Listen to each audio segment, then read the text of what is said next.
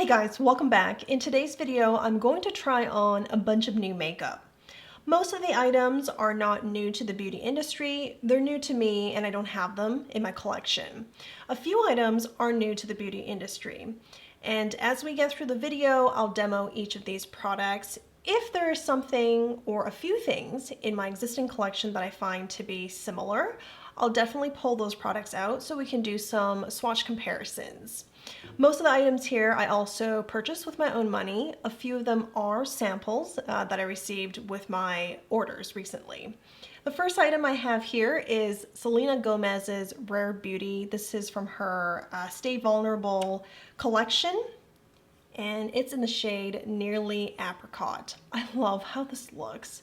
When I first saw photos of this cream blush online, it just looked so, how would you describe it? Like, it looks so delicious. Like, I don't know, there's something really, I think it's how bouncy it looks. It just looks very, very enticing. So I really want to try this. I wanted to try the formula, and I felt like she had a range of really nice shades available. And along with my order for the blush, I also got a sample of the Stay Vulnerable Glossy Lip Balm. This is in the shade Nearly Neutral.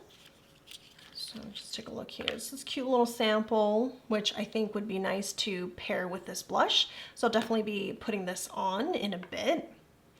Then we have the IT Cosmetics Bye Bye Pores Pressed Powder, and this is a sample. I've been meaning to try, other powders, especially pressed powder, which I really don't have any in my collection. So when I got this as a sample, I definitely hung on to it because I thought it was just like a perfect opportunity to try.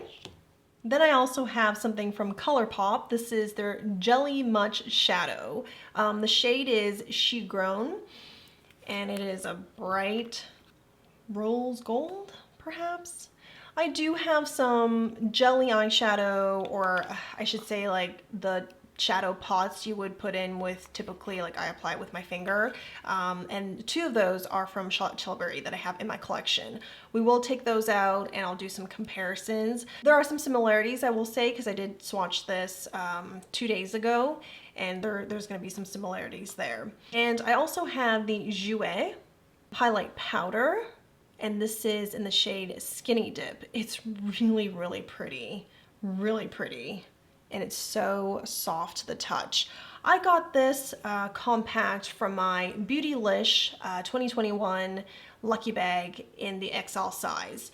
And while I've always heard good things about Jouer's powders, and in fact, I really like their blushes, I have not tried their other powder products, so I think this was like kind of timely too. It was something I was interested in, but maybe didn't really know existed until I got it in my bag. And finally, I have another sample here. This is Ilia's, their Limitless Lash Mascara. I've heard good things about it. They also have organic shea butter plus arginine. So we'll give this a try and see what it does to the lashes. I'm hoping to have good separation, some volume, and a bit of lengthening. We're gonna first start with the Jelly Much eyeshadow here from ColourPop. And let's just do some swatches. The consistency, it feels very emollient on the finger. And it goes on, it glides on basically, and it has that gold reflex to it. Just looking at it like this, it's definitely very, very glittery, but it dries pretty quickly down to like a powder, and it doesn't really budge after that. And for comparison to the Jelly Shadow, this is Charlotte Tilbury's Jewel Pot eyeshadow, and it's in the shade Pillow Talk. The texture is not nearly as emollient. Obviously with ColourPop, it's supposed to be kind of jelly-like. This one definitely feels more powdery, but it does have some moisture to it, I would say, and it does dry down too once you have it. And you can see on my finger, it looks quite sheer. It does glide on really nicely, but the coverage in comparison to ColourPop is a little bit more sheer. Interestingly, both of these products are made in the States. I couldn't find the shelf life of the ColourPop product, but for Charlotte Tilbury, this has a 12-month shelf life. And then I also have Charlotte Tilbury's Eyes to Mesmerize. This is in the shade Rose Gold. And oh my goodness, when this came out and all the ads were being shown around on Instagram, I just thought it looked so beautiful. Because of the shade, and you'll see in a moment here, it doesn't really show on my lids the same way as somebody with lighter skin tone. I still think it looks really, really gorgeous, and there's been quite some time, or quite a few makeup applications where I opted for this. It just goes on so nicely. This does settle down. It does feel pretty emollient with some similarity in texture to the jelly shadow, and it does dry down. However, as you can see, there's quite a bit of shade difference here. The ColourPop one, the shade is really, really bright. I would say it's definitely pink and gold, whereas rose gold is rose gold, it's more peachy, and even the Jewel Pops in Pillow Talk is much peachier in comparison. These two products here from Charlotte Tilbury is, I would say, in terms of brightness, is more subdued. And while the Jewel Pot also has a glittery finish like ColourPop's, ColourPop's is definitely maybe geared towards like the younger audience. So the colors and everything is just more vibrant, more glittery. And of course, Eyes to Mesmerize has more of a smooth metallic finish. Yeah. So I'm gonna go ahead and with the finger apply the Jelly Munch shadow. So you don't really need to tap the shadow really hard, just a little bit will get a lot of product on.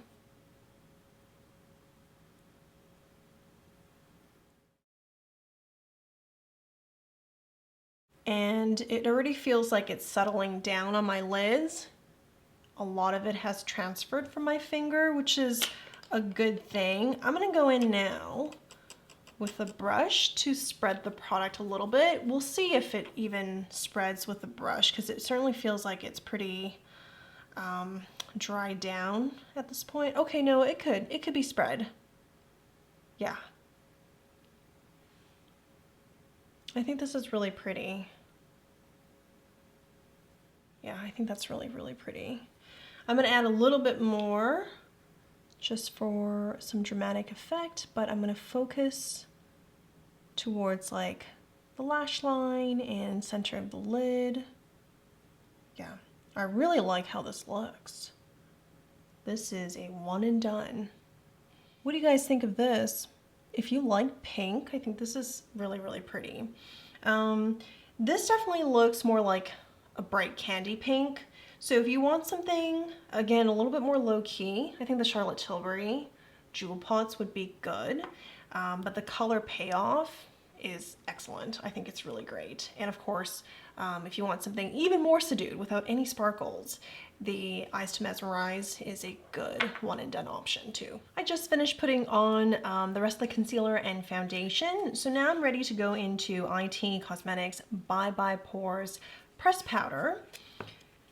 This is what it looks like, and it almost looks a little bit gray, the shade. And of course, once I get it onto my finger, it just looks kind of white here, but there's like a hint of gray or maybe eggshell, like off-white.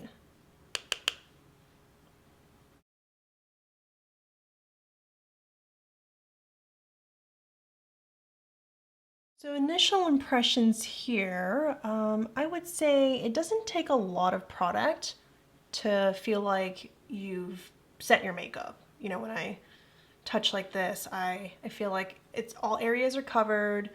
With this brush, I was able to like buff it on fairly easily. And because it sits pressed, there is very little mess. So I use Chantecaille's Talc-Free Loose Powder. And being that it's a loose powder, it just comes with the territory that you're gonna have some on the table or some falling out as you're trying to kind of tap some onto the lid. Using a pressed powder definitely has some conveniences that, that are just not there for loose powder. The next thing I do want to put on is the blush.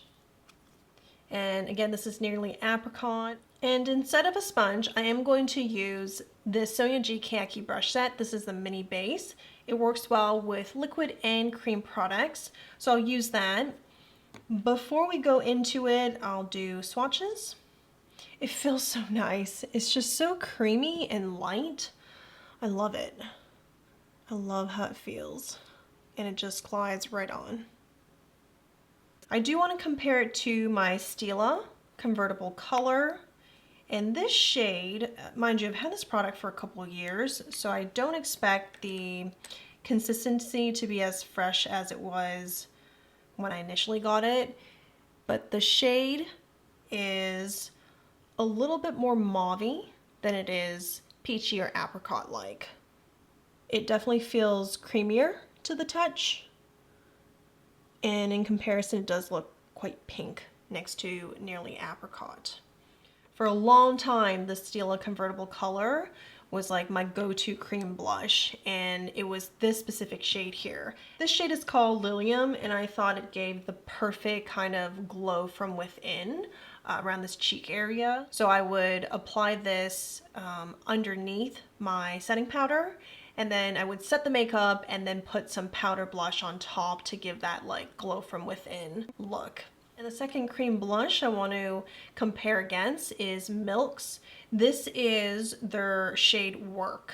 Milk also feels much creamier, but I think shade-wise, it's quite similar to nearly apricot. A little bit more pink than it is orange. So let's just get some on the cheeks.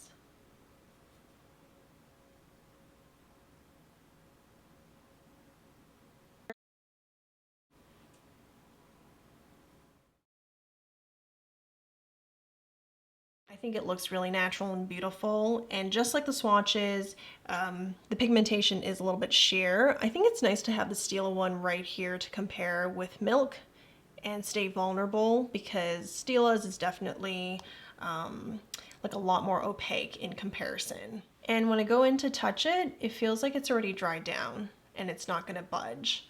When I touch the swatch, same thing. When I touch the Stila swatch, and you can see it too, it's still not dried down, emollient, and I don't think the Stila blush really dries down over time. It's less emollient than this, but I don't think it fully dries because of that formula. Milk's is drying down too. It's a little bit tacky, so the Stay Vulnerable cream blush definitely dries very, very quickly. Then I have the Stay Vulnerable Glossy Lip Balm. This is in the shade Nearly Neutral. This is what it looks like. So this is Tara 28's Lip Jelly in the shade Fire. In comparison, I think the Stay Vulnerable Glossy Lip Balm has a bit more pigment next to the lip jellies. I don't think there's a scent. A very, very light vanilla scent. And just because we're comparing tinted lip balm type of products, I did take out Chantecaille's tinted lip balm, and this is in the shade Beach Rose. Pretty sheer in application, which is similar to these two glosses, but maybe it's a little bit less glossy than its, you know, the liquid glosses. Yeah, okay. Well, let's get this lip gloss on.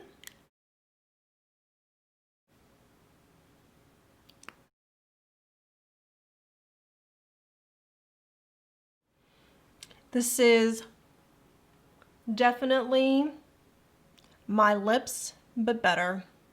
It has a very sheer coverage, and I would say the shade is also similar to maybe my upper lip versus the lower lip.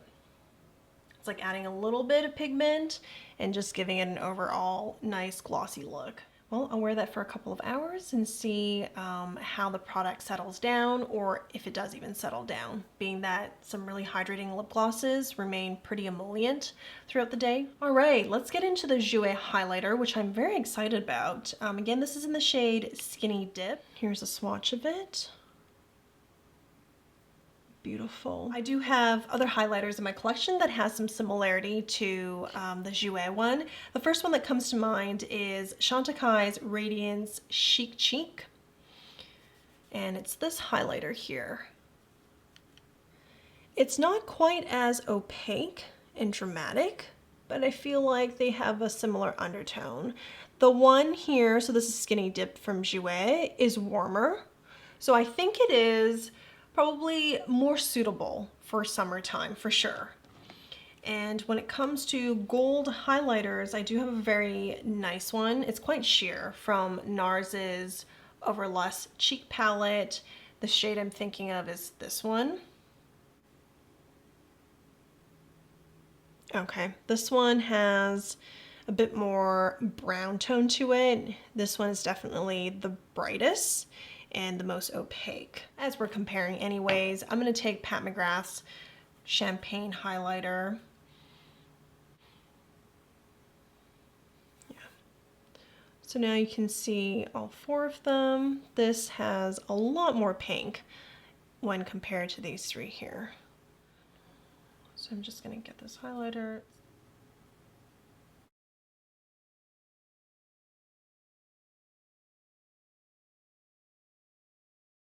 A little goes a long way. I feel like in the summertime, if you've had some color or bronzing on your face, you could really light-handed with a fluffy brush, something like this, and then tap off all the excess and just brush it all over your face, because it gives you a really warm, like sun-kissed color to it. It's really beautiful. Not something I would wear in the wintertime, but I think this will come handy during the summer. I'm gonna put on some eyeliner using Clinique's Quick Liner in the shade Chocolat. After I line my upper lash line, we're gonna go into the final item I'm gonna try, which is the Ilia mascara. I'm ready for mascara now, and before putting this on, I just wanna once go over a bit about the product description on the box, because I want to have realistic and fair expectation of this product. So what's printed here, it says a clean, buildable, lengthening mascara with a cult following. Lightweight, flake-free formula is made with natural waxes.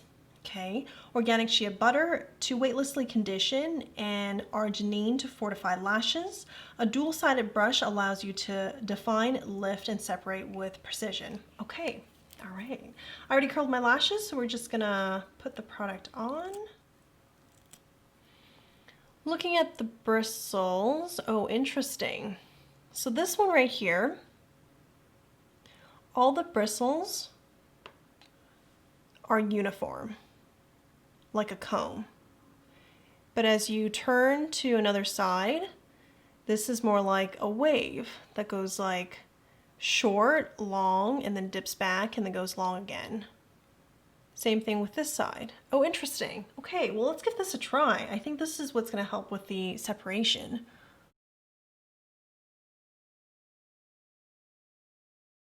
Now I'm going to try to build on more product with the bristles that are very uniform, like a comb.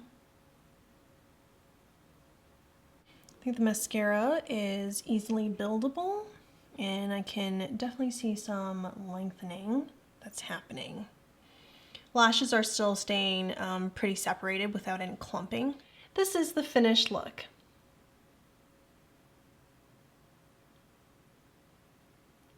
So I'm going to come back in 4 hours to give you guys an update on how everything has been wearing at that time.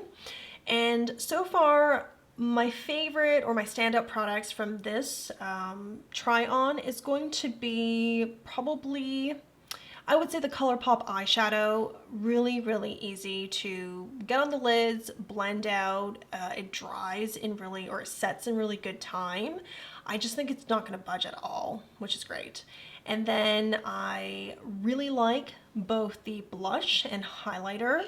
The blush stays true to the whole concept of stay vulnerable, you know, be natural, show yourself, and it does just that. Really lightweight formula, which is nice, and I'm expecting 4 hours from now for the product to still feel like it's barely there. I hope for that. And then the highlighter, I really like a lot. Yeah. I have Jouer's products, like their powder blushes, but I never try their highlighter. And I would say this is a really great summer highlighter in this shade especially. But just look at that shine. I always think when you have 6 to 7 highlighters, what more could you get that would really excite you? But every time I come across a good highlighter, I still get really excited, even if I have similar shades. So yeah, definitely the highlighter is one of the top favorites from today so far. All right, I will see you guys in a bit. It's been 3.5 hours since I first applied the makeup on my face, and I've gone through the evening pretty typically, had dinner, I've had a drink, some water. So the first thing that I wanted to point out is the lip gloss. Because I've had a full meal, some right around here have, you know, obviously transferred, and my lips don't feel parched. So I do think when you have this lip gloss on, especially when it's fresh or it's just been applied recently, it does help your lips stay hydrated. I would say the textures become stickier, and this is normal for lip glosses and lipsticks in general, but when I compare it to Tower 28, I think Tower 28's hydration lasts longer before this kind of stickiness sets in. But you can still see what I do have left on my lips. And then looking at the eyeshadow, this is the ColourPop Jelly Mud Shadow. There is no creasing that I could see. Now, maybe in another 3 to 4 hours, there could be some creasing, but I feel like I could just go in with my finger and blend everything back out, and I would be okay without actually going back into the pot for touch-up. Overall, I'm pretty impressed with how quickly it dries or sets onto the lids and how vibrant the color has stayed. And next is the mascara. I do have Ilia's Limitless Lash Mascara on, which has seemingly a lot of good, clean ingredients. And the notable thing for this mascara, besides the fact that it does do very well in terms of keeping your lash separated between the formula and the brush, it doesn't feel sticky, and it feels like your lashes are being conditioned by the product. Like, it feels smooth. A lot of high impact mascaras feel sticky to the touch, and as it dries and that tackiness completely, you know, is gone, your lashes don't feel quite as smooth. You know, it says it has shea butter and arginine, which is like supposed to be very good for your lashes. I do think those things are, you know, you can feel it basically. When it comes to transfer of the mascara to the lower part of my eye, I'm not seeing a lot of that. Maybe just a touch, but no complaints. As it sits right now, I don't feel like I need to go in with a Q-tip for cleanup. So I think this mascara is really great for anybody who has issues with mascara clumping their lashes. And this would be a great mascara to try because I think it excels at that. And the clean formula helps keep your lashes healthy. Hopefully over time it can, you know, continue to do that. So if that's important to you and you would like a mascara that separates your lashes really well, gives you some lengthening, I do recommend the Ilia mascara.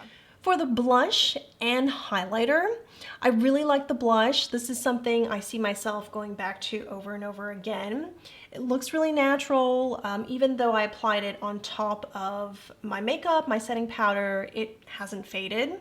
The highlighter also is sitting nicely. It hasn't, you know, spread like some other highlighters with like micro glitters would.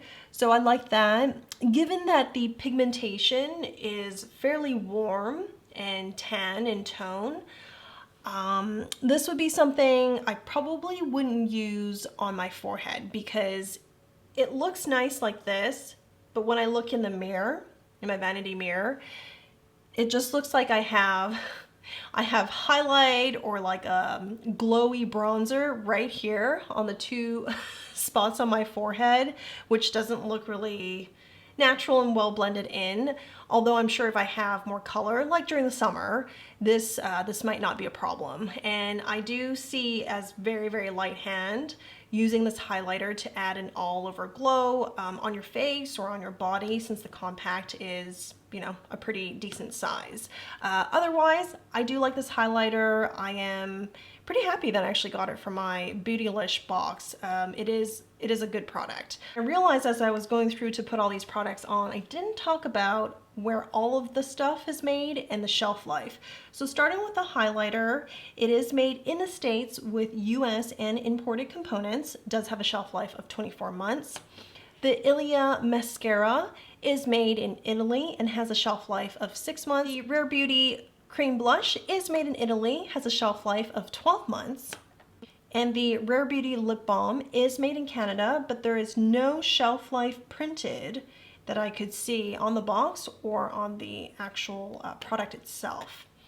As for the IT Cosmetics Bye Bye Pores Press Powder, it has a shelf life of 24 months and it is made in the States. So I think I've covered everything here. We did talk about the ColourPop shadow, which is made in the States. And it has a shelf life, not printed anywhere that I could see. And the final product is going to be the pressed powder.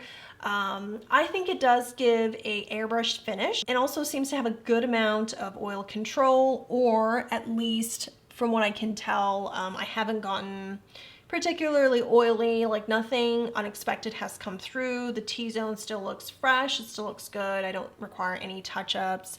I don't know that I would buy a full-size product after this because I still really like my loose powders. But this is something I would keep and definitely take with me if I am, or when I am trying to pack light. So this was a fun video to do, gave me a chance to try drugstore products and high-end products at the same time. Let me know below if there are any items here in particular that you are interested in. Everything that I've tried today and use as a comparison, I will link those below per usual. See you guys in the next one. In my next video, it should be about Suku's 2021 spring collection. I did manage to get a few items when Selfridges first stocked those items. A lot of them have sold out, but they are getting a restock on, I believe, February 4th, which is coming up soon. I'll see you guys then. Thanks for watching. Bye.